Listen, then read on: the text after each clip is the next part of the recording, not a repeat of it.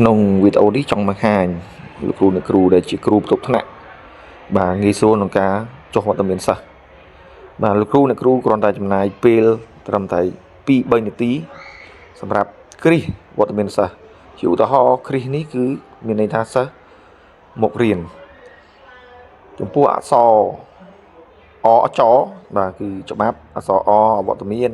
អក្សរយោមករៀនយឺតនិងអក្សរកកិច្ចមកអញ្ចឹងលោកគ្រូអ្នកគ្រូគ្រីសពេលហ្នឹងអញ្ចឹង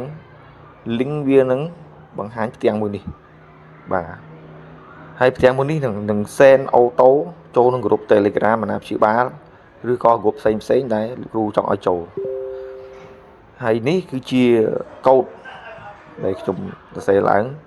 បាទអញ្ចឹងលោកគ្រូអ្នកគ្រូគ្រាន់តែ run គ្រាន់តែចុច run នោះវត្តមានដែលមានហៅបញ្ជីមិញនេះវានឹង load ទៅ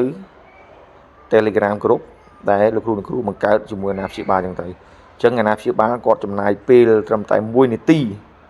អាចដឹងព័ត៌មានវត្តមានកូនមករៀនឬមករៀនបាទនេះគឺវា load ចូលនៅក្នុង group ដែលថ្នាក់ 10J ខ្ញុំដែលខ្ញុំធ្វើជាគ្រូបន្ទប់ថ្នាក់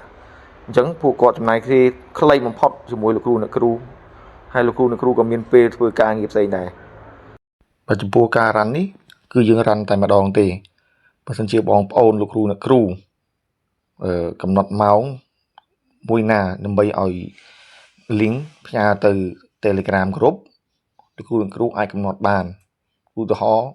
ម៉ោង 8-9 ឲ្យវាលូតម្ដងម៉ោង 10-11 ឲ្យវាលូតម្ដងឬក៏ម៉ោង 1-2 លូតម្ដងម៉ោង 4-5 លូតម្ដងអញ្ចឹងបងប្អូនកំណត់រួចយើងធ្វើការរ៉ាន់តែម្ដងនោះ link វានឹងដំណើរការតាមម៉ោងកំណត់ដែលយើង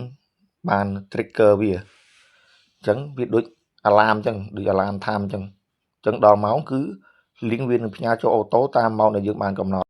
បើសិនជាបងប្អូនលោកគ្រូនិងគ្រូត្រូវការអាចតាក់ទងខ្ញុំបានខ្ញុំបាទនឹងសរសេរកូដជូន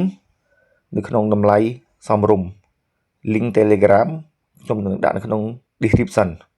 បាទហើយវីដេអូក៏មានតែប៉ុណ្្នឹងដែរបាទសូមអរគុណសូមជម្រាបលា